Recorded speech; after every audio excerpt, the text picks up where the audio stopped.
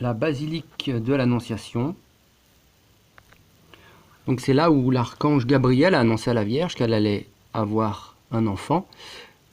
Là, cette colonne que vous voyez, c'est un vestige qui reste de cette époque. Tout le reste, bon, ça a été rajouté après, mais cette partie-là existait de ce temps-là. Évidemment, ça n'a plus l'allure d'une grotte. Pour les touristes, tout ça, ça a été entièrement refait. Mais bon, ce qui n'est peut-être pas une bonne chose, mais bon, il reste des parties authentiques. Donc l'intérieur de cette grotte, ça ressemble un peu à ça. Bon, il y a du moderne, et puis là, il y a des parties authentiques qui ont été aussi sculptées, et un petit escalier qui mène par derrière. Paroi de la grotte.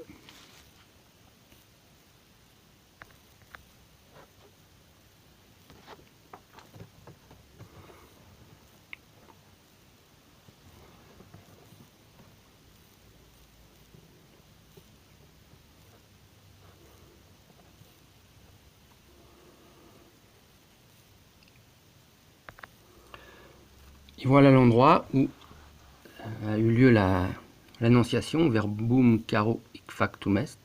Ici, le verbe s'est fait chair. Voilà.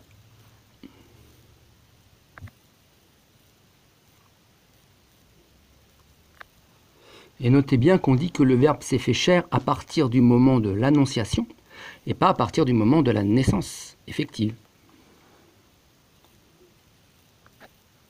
À partir du moment où l'archange Gabriel l'annonce à la Sainte Vierge.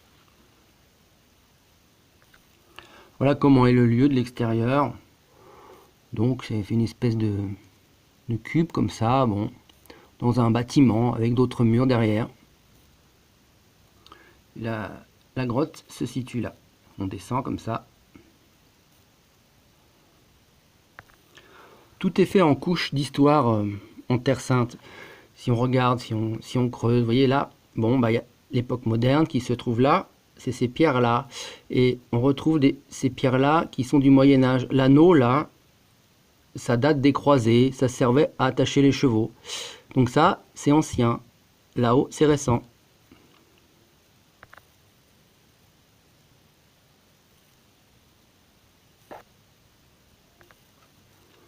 Une représentation de Moïse que j'ai photographiée au Montabor.